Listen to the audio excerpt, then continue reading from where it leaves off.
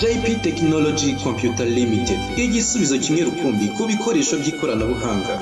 Tugufitiye laptop, desktop, ibishyashya ndetse na occasion. Tugufitiye hard disk z'ubwoko bwose, yaba iza laptop cyangwa iza desktop. Tuziguha mu ngano yose wifuza, kuva kuri terabyte 2 kugeza kuri terabyte 16. Tugufitiye accessoires za computer, kuva kuri screen zazo, keyboard, souris, VGA, network cable, DVI, HDMI ndetse n'ibindi byinshi.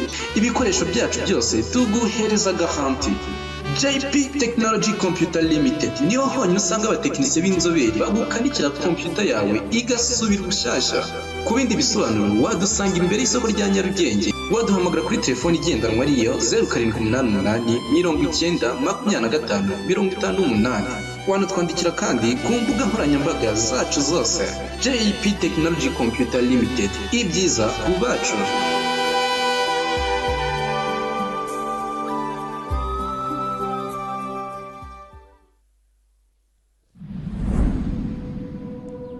Dusatira gutangira episode ya 13 kuri Love and Sword. 风中跌宕，无声中勇往。 Aka ni Agasobanuye time hamwe na The Great Entertainment.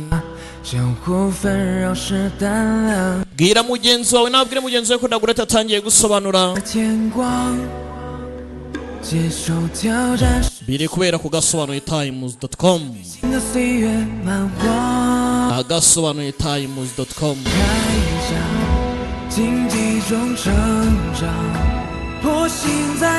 Ibintu n'ubutamu episode 13. Bibutsa ko ku itariki 20 dufite Agasobanuye live. Nk'abantu mwe ntimuzabure, ni hariya ku Ruyenzi. Kabaka Presents bagiye kudutama abasobanuzi batandukanye, harimo Sayiga wanyu mwamenye cyane muri Mohani, harimo Ndabaga Unique directrice w'Agasobanuye, umukobwa wabigize umwuga Biragureti ndetse na Master P.